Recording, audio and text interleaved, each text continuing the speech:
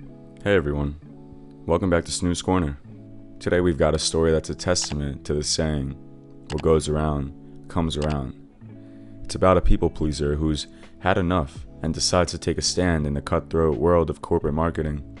So let's turn the page on this chapter and see how our OP turns the tables. Boss from hell gets what she deserves. I, 30-year-old female, have been a people pleaser to a fault my whole life. I've been working in marketing for 10 plus years. Over the years, I've had my fair share of bosses who were good, average, and some who sucked. There's one in particular that stood out as awful. This story is from about 5 plus years ago. Pamela, 40s, not real name, was the VP of marketing and sales for a mid-sized retailer.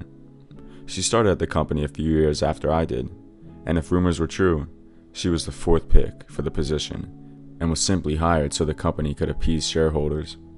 I was a manager under her, and my whole job was to make sure the website and stores had their products merchandised properly, received all their monthly sales materials, managed advertising, set up and managed the department's budget, PM'd all department projects and operations, created and reporting to reflect sales, managed presentations, created briefs for future projects, etc.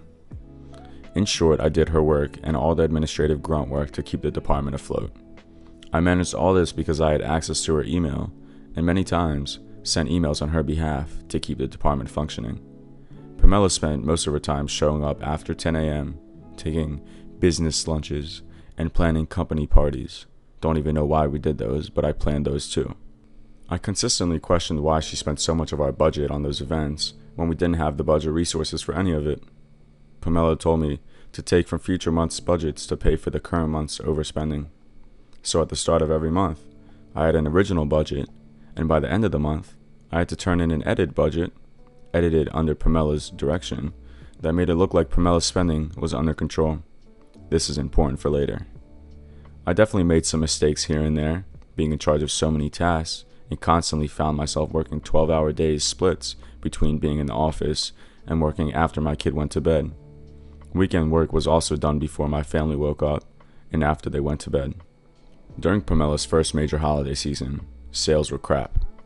Pamela kept changing her mind on the visuals for the stores, kept bringing on new advertising and PR agencies to bring in sales. All these agencies consisted of her personal friends, and ignored our buying/merchandise team's planned promotions for her own better ones. At this time, I had been dealing with an ongoing infection that turned to sepsis and was hospitalized. The doctors and my husband said it was due to the stress of work and that I needed to take a break. As I recovered, I realized how much I was hurting myself, my family, and even the company I worked for. Eventually, my old habits got to me, and I got on my phone and checked mine and my boss's emails. What I found made my blood boil. First, I got a lovely bouquet of flowers from upper management wishing me well, and I knew that Pamela organized the delivery. She sent me her favorite flowers. I went to her inbox to put the receipt in the correct folder to send to the accounting when I got back. At the top of her inbox from the past 3 days were emails clearly not related to business. What I found in her emails was Pamela emailing her personal friends, gripping on how I just can't shake off sepsis and get back to work. She also complained that she couldn't find any of my notes, spreadsheets, or documents for any of the work she was technically in charge of. They were on our shared drive labeled very clearly. Finally, I found an email where she sent a friend from a previous company asking for advice on how to bring in sales and save her job. In this long thread, this old colleague asked if there was anyone managing most of the work, and of course, Pamela said I was. The colleague explained that clearly it was my mismanagement that was causing issues, and that I could be blamed if sales didn't pull through by the end of the season. Pamela mentioned that I was in the hospital and repeated comments from her other email thread. This person said that she couldn't outright fire me because it could seem like a retaliation because I needed to take emergency medical leave. But if Pamela could prove I was stealing from the company or misusing company resources, then she would have grounds to have me fired and use me as a scapegoat. Upon my return, Pamela called me into her office and said she was worried I was taking on too much and wanted to take work off my plate. She announced she was taking managing the department budget off my plate. She asked me to only drop off a small stack of invoices to accounting. Additionally, Pamela told me under no circumstances was I allowed to talk to the accounting about anything regarding budgets. Also, if I had any concerns about the department or workload, I wasn't allowed to go to HR. I had to discuss it directly with Pamela. Oh yeah, I could see where this was going. Unfortunately for Pamela, I had built a rapport with Lewis, 50s, not a real name, who was our main accountant. Lewis always said that she would do everything in her power to help me, should I ask. Knowing this, I grabbed the stack of invoices off Pamela's desk to give to accounting. I also added the email threads I read while I was in the hospital, and the current, unedited budget that Pamela hadn't touched yet for the month. I also found in my filing cabinet the hard copies of our old budgets with Pamela's handwriting on what numbers to change to balance our budget. Finally, I added an email from our first round of budget adjustments where Pamela subtly threatened to put someone else in my job if I couldn't do what she asked. So, I walked and dropped off the invoices to accounting when I bumped into Lewis. She brought up invoices and I sternly looked at her and said Pamela is the only one in our department that Lewis is allowed to talk to about our budget and invoices.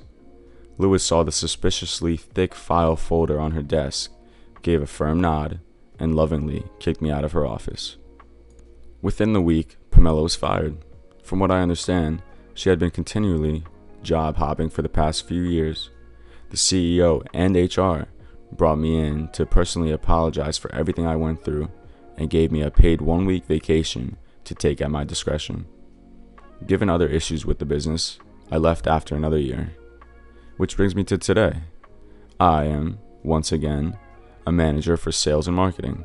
I have a wonderful boss, Mike, 40s, male, who trusted my business decisions and backs me up on practically everything.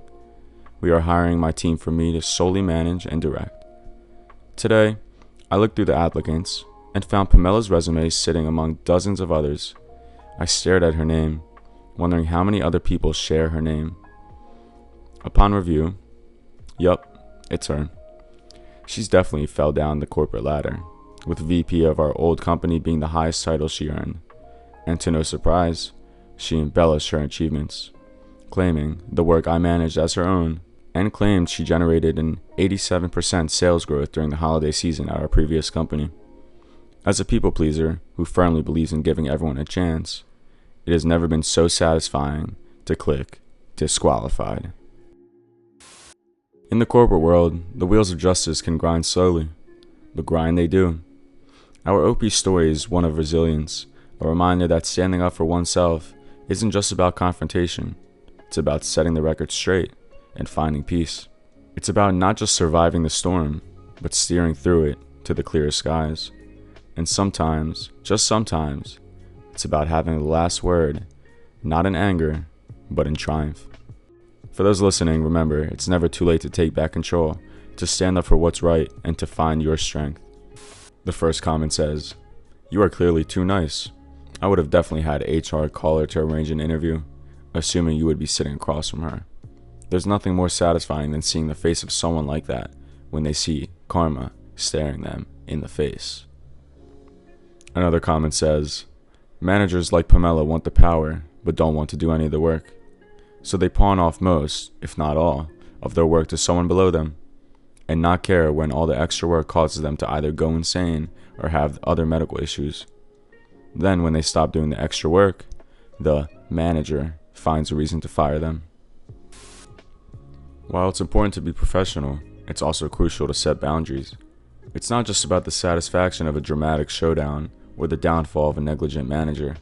It's about advocating for a healthy work environment and ensuring that no one has to sacrifice their well-being for someone else's incompetence.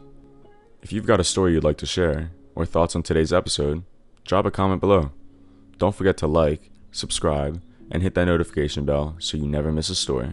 Thanks for tuning in today, and we'll see you next time on Snoo's Corner.